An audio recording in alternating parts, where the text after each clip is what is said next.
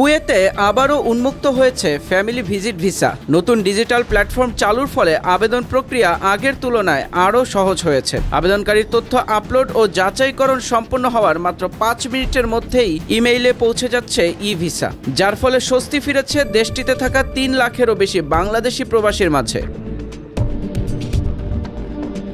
এছাড়াও 30 দিনের পরিবর্তে এবার ভিজিট ভিসার মেয়াদ বাড়িয়ে 90 দিন করা হয়েছে। পাশাপাশি শিথিল করা হয়েছে বেতন শর্তও, যার ফলে এখন শুধু স্ত্রী সন্তান নয়, 4 ডিগ্রি আত্মীয়, খালা, কাকা, ভাই বোন, দাদা দাদি, নাতি নাতনি, শ্বশুর শাশুড়ি বা ছেলে মেয়ের স্ত্রী বা স্বামীকেও কুয়েতে আনা সম্ভব হবে। নতুন অনলাইন প্ল্যাটফর্মে tourist, family visit, government A 4 ধরনের ভিসার জন্য আবেদন করা যাচ্ছে। সম্পর্ক প্রমাণে বেশিরভাগ ক্ষেত্রে জন্ম সনদই যথেষ্ট, তবে কখনো লাগতে পারে বিবাহ সনদ। নথিগুলো জমা দিতে হবে আরবি ভাষায়।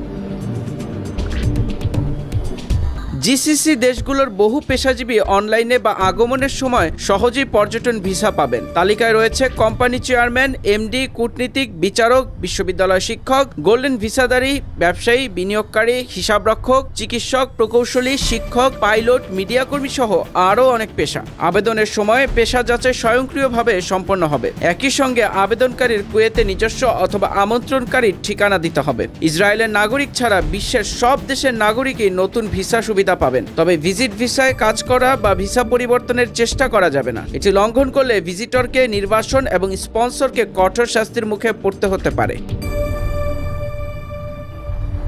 নতুন নীতিমালা অনুযায়ী ফ্যামিলি ভিজিট ভিসায় সর্বোচ্চ 3 মাস অবস্থানের সুযোগ রয়েছে। এছাড়াও চালু হয়েছে 1 বছরের মাল্টিপল এন্ট্রি ভিজিট ভিসা, যেখানে প্রতিবার দেশে প্রবেশের পর সর্বোচ্চ 1 মাস অবস্থান করা যাবে। বিশেষজ্ঞরা বলছেন, ভিজিট ভিসার অপব্যবহার হলে বাংলাদেশিদের জন্য এই সুবিধা আবারও বন্ধ হয়ে যেতে পারে। তাই ভিসার মেয়াদ শেষ হওয়ার আগেই স্বজনদের দেশে ফেরত পাঠাতে প্রবাসীদের প্রতি অনুরোধ জানিয়েছেন তারা।